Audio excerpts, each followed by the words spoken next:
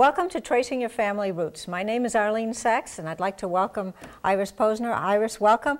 I'm delighted that you could come today. Iris is the co-founder and president of 1,000 Children, Incorporated. It's a nonprofit research and educational organization dedicated to the history of the unaccompanied children that came to the United States because of the Holocaust, rescued really from the Holocaust.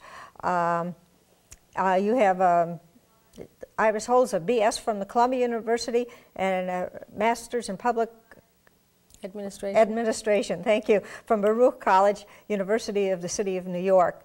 She has published scholarly papers related to health and social issues. As president of the 1,000 Children, which is often abbreviated OTC, she established the first archives of materials dedicated to the rescues and co-edited the first book, Don't Wave Goodbye. So tell me first, how did 1,000 Children refers to the 1,000 children, but there were more, really. You found out there were really more than 1,000, weren't there? Yes, we actually know that today the number is closer to about 1,400, actually. And how did you get into this? Well, it all started on a fall day in 2000. I had just read in the newspaper about a new documentary called Into the Arms of Strangers, which recounted what Britain had done to rescue unaccompanied children during the Holocaust, actually during 1938 and 39, when over a short period of time they actually took in 10,000 unaccompanied children. As I was leaving the theater that day, curiosity really got the best of me, and I wondered, well, if that's what Britain had done, well, what had the United States done to rescue children, especially? And so the next day, being in the area of the U.S. Holocaust Museum, I did go down there and began the search. So you began your research there? I began there. And first you found this book, Unfulfilled Promise? Is that... Yes. This book is actually the Bible of our organization's history. What I found was that this book existed at the U.S. Holocaust Museum. However, it was sort of relegated to I think, a dusty shelf somewhere, because when I finally found it, you could tell that the book had not been opened. But it was written in 1990 by a professor named Bell Mel, and in fact, she had discovered that 1,000 children, she believed, unaccompanied children, were rescued by the United States between 1934 and 1945. So she's the one that really got it started, and then she just dropped it. You said the other day it was her thesis? Yes, it was, and she had worked on it during the 80s, and then turned it into a book and published in 1990. What was wonderful about the book was that it had a fantastic annotated bibliography and lists of all of the sources that she had identified, and which we know now are the main sources of archival information about this still virtually unknown part of the American historical record. Since we're dealing with genealogy and always looking for sources, what kind of sources did she have and did you use specifically? Yeah, most of her archival information came from an organization called the Center for Jewish History, which is in New York City. Actually, I'm not so sure that that center was in existence in the 80s, and she may have gone to collections that were elsewhere. But by the time that I was looking into it, all of the major archival collections related to it, all the major collections, were at the Center for Jewish History in New York City. After many, many visits there and looking at various archival collections, my co-founder of my organization, Lenore Moskowitz, and myself did begin to locate the names.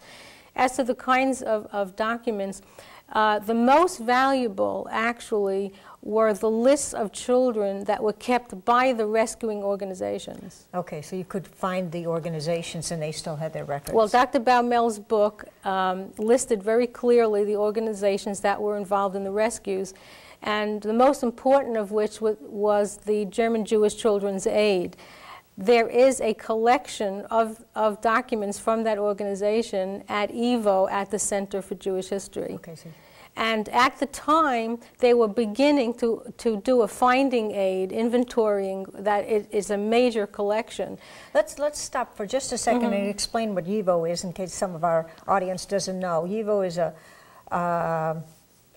started in Lithuania, I understand, and the letters are an acronym for a Lithuanian word, but they have archival material mostly from Eastern Europe. Yeah, it is a major and fantastic source of archival material of Jewish history of that period. And there are several major collections at EVO that relate to this history. The one of the German Jewish Children's Aid, which was the initial organization involved in the rescues, is there. Also, there's a collection at EVO of papers of Cecilia Rozovsky, who was the first director of the German Jewish Children's Aid and who was intimately involved and at the center of this rescue operation. That collection is there as well. So there may still be other organizations that you haven't found that might still have records, do you think? It's entirely possible, and one place where we have not looked at the records is Yad Vashem. And I would not be surprised if there were not additional records there. However, since it was an American operation, basically, I think most of the records are probably here. We did hear recently, though, the children who came through Austria or from Austria, that their records still exist. They were actually found, and somebody actually told me about them, in a collection of the that the Austrian government has. Oh, okay. So actually, I believe it's in Vienna, and that's another place that we haven't gone to any foreign archives. Okay, so you don't know if that list might include other children that you don't have. It's a possibility. It's possible. But I think that one thing that the American organizations did was they actually kept very good records, which they had to, because the government was looking at their operations very, very closely. And the number of children was highly controlled, and there were reports. There had to be reports and records. So record keeping was actually very good.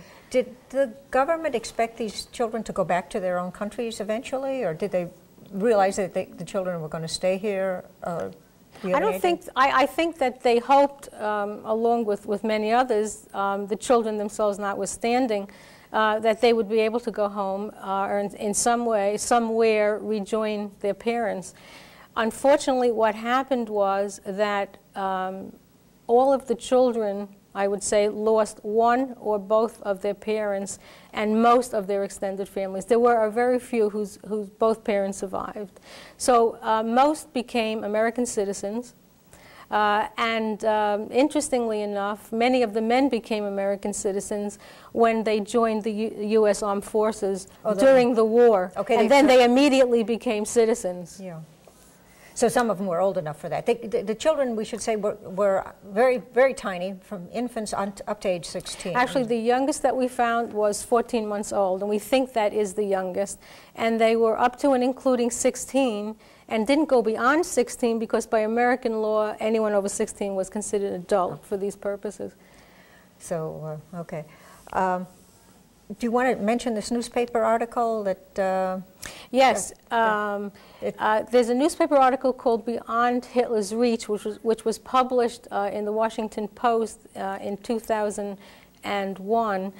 And this article came out of a very special event that took place, which was the very first reunion of the 1,000 children, which took place over a 3-day period in Chicago.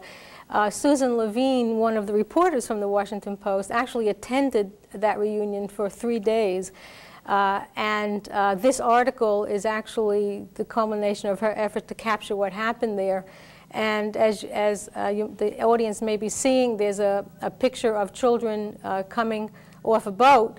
And the child that's looking straight at the camera, his name is Verna Michelle. And below the title of the article, you can see him as an adult. I hope the audience is seeing that. He lives in Virginia, as a matter of fact. And he eventually became Assistant Secretary and Assistant Secretary of Defense. So we've got I think a lot of these children were quite successful, it sounded like. Well, they actually were successful, way out of proportion to the numbers of what one might expect. Verna Michelle, I mentioned, he actually reported to Colin Powell at one point in his career. But the father of American rock and roll, Bill Graham, for instance, was one of those children. The psychologist who coined the expression workplace burnout actually did the seminal research and coined that name. He was one of the children. So yeah, they were quite successful. So they were, now in your chronicle, you're trying to find out how many children are still alive. You had how many attend that conference? 500, did you say?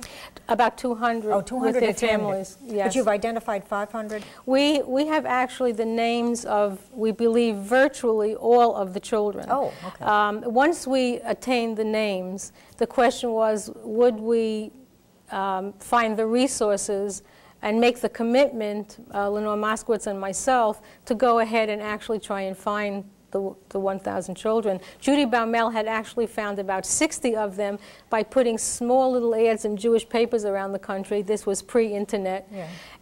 And we made the commitment to go ahead and try and do that. And so we have found about 500 plus. We are guessing that probably between 600 and 700 of the 1,000 to 1,300 or 1,400 are still alive. Yeah, they'd certainly be much older than they would be in their 70s and 80s.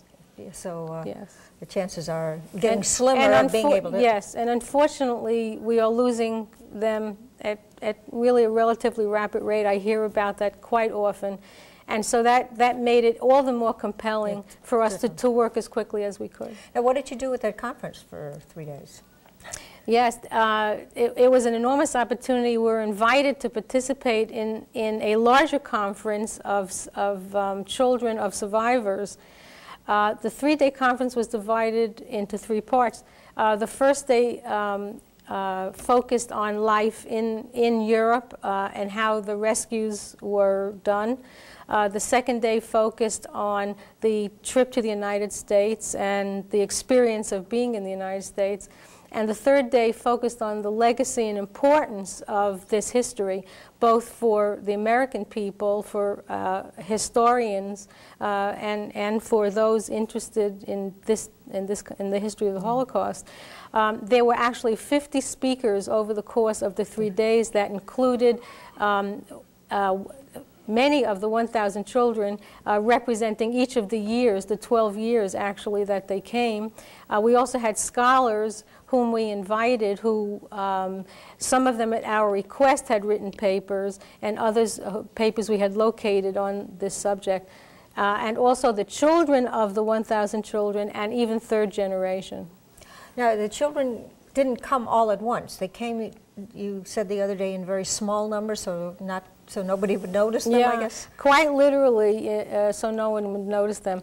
The numbers early on were about 10 a month, so it was approximately 100 a year. Then after 1941, it was quite difficult for anyone actually to leave Europe, and sometimes the numbers even got smaller.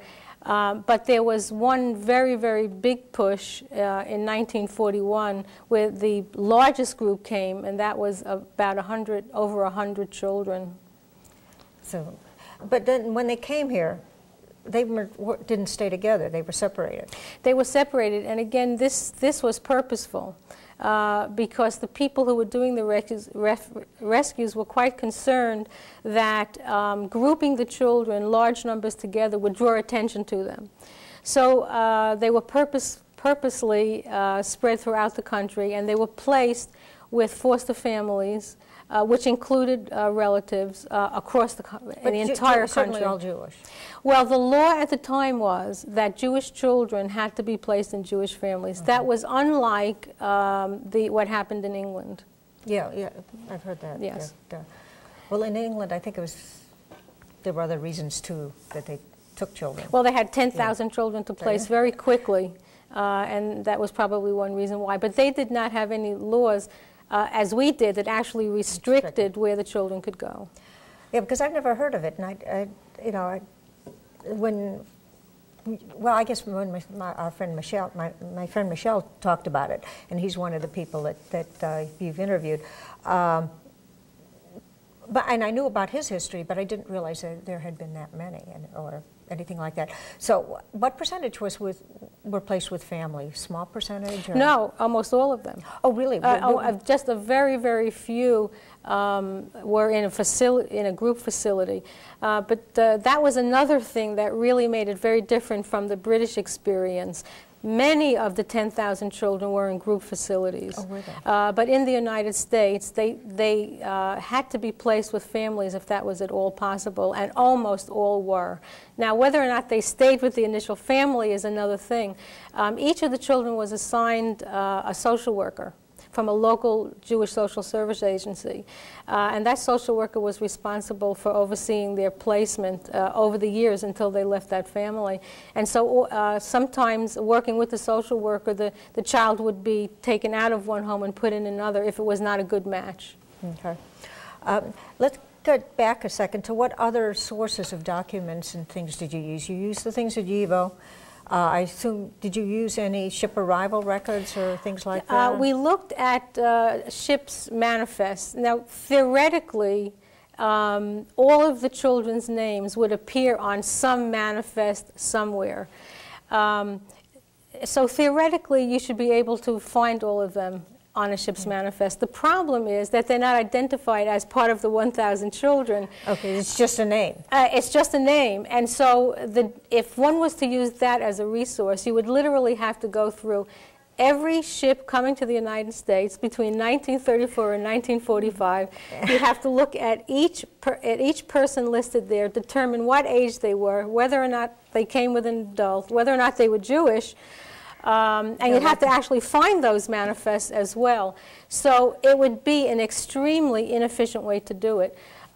Fortunately, because of the record keeping, there were other ways to do it. And so there were other kinds of documents. As I mentioned, the first and the most important type of document were the lists that were actually being exchanged between European rescue organizations and American rescue organizations.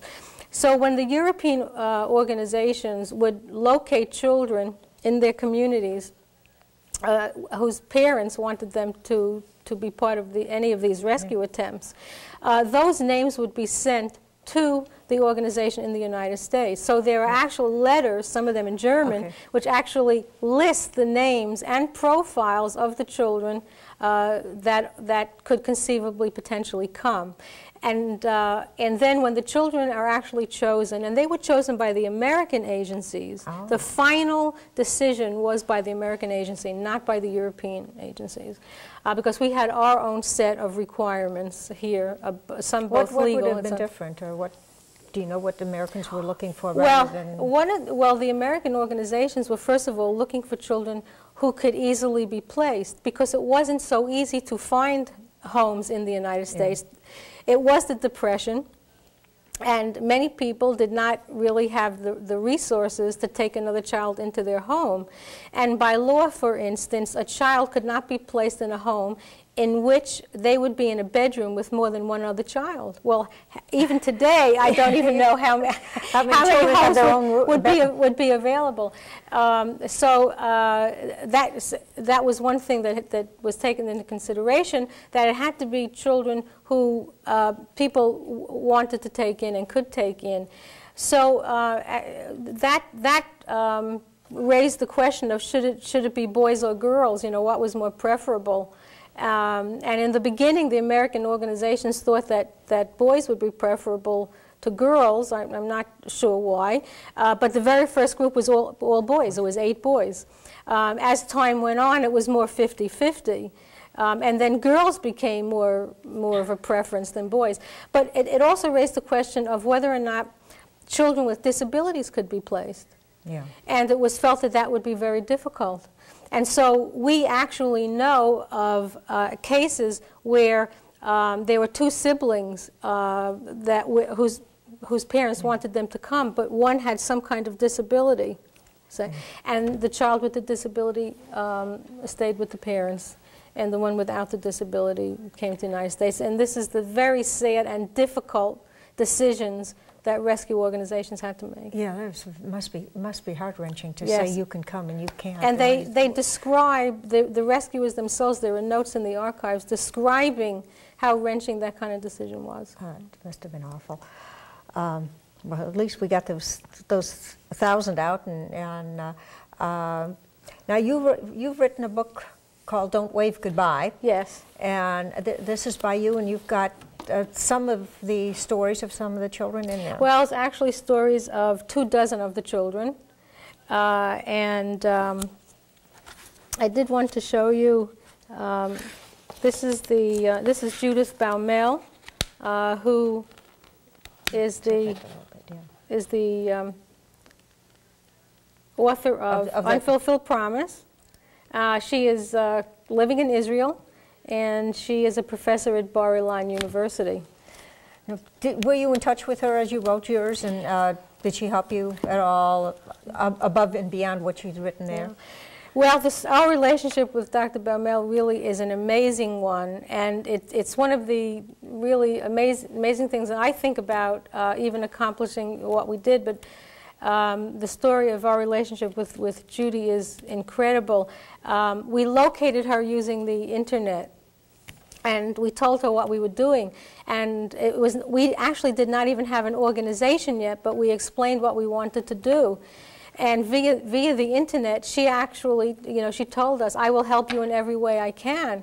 And later, after we formed an organization, she actually became a consultant and still is a consulting historian to the organization. She was incredibly helpful, and whenever we ran into a roadblock, we would email her.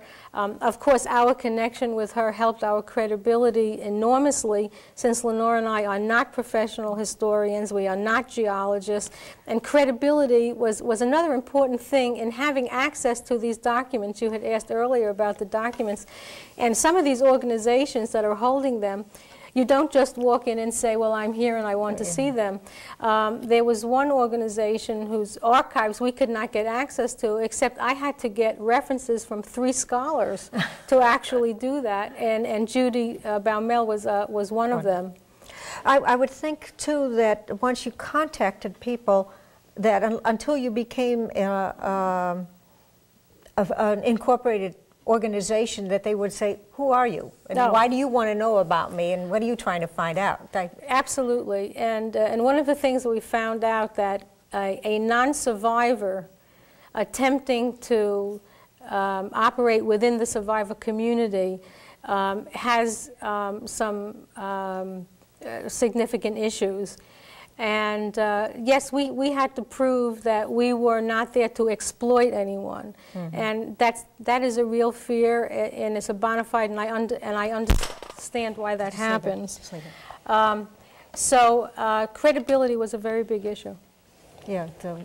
Well, I guess once you got incorporated, I know Michelle said that at first he didn't know what does she want, and he was a little bit concerned. Yeah, and the other thing about, I think, doing these genealogical searches is when you find someone, and I wasn't exactly prepared for this, they may or may not be very welcoming. Not all, each survivor, as we have found out, makes their own separate peace with what has happened in their lives, with their losses.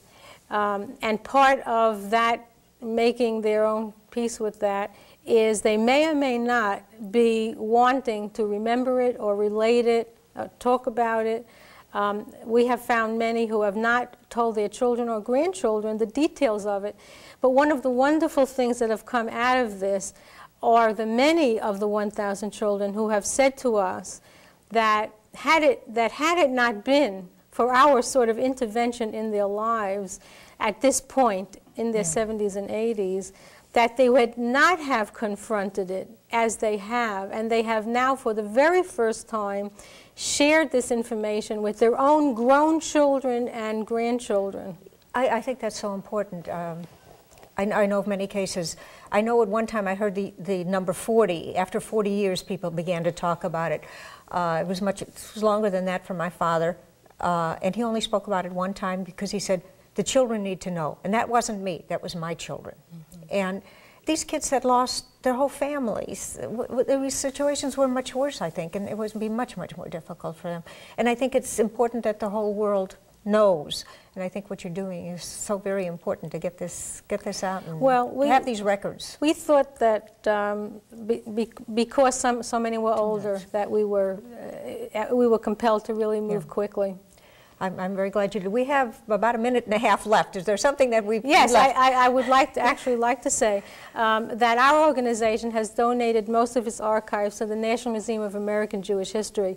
So now that museum in Philadelphia is the single best source of all of the archives that we have located and things that we have generated, and many of the 1,000 children have also donated archival material to them, and I commend that collection there to anyone who wants to follow up on this history. And they're just building the museum right now? And they are building, no, there is a museum there. Oh, it is existing. They are building a new museum, and this history will be part of their main core exhibition. Now, what's your webpage?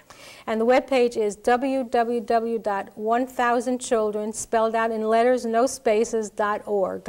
So, and if somebody's watching and didn't catch that, they can look at tracingroots.nova.org, and we'll have a link to your webpage. Thank you. And so then they can find out all the details. Thank you so very much, Iris, for coming. You. And we've got a few more seconds. I just think this is a fantastic idea that you've done. And if people are interested in this book and they go to the website and go to the page Learn More at our website, there's information on where to find it and how to buy it. Okay, that's good. Okay, thank you very much.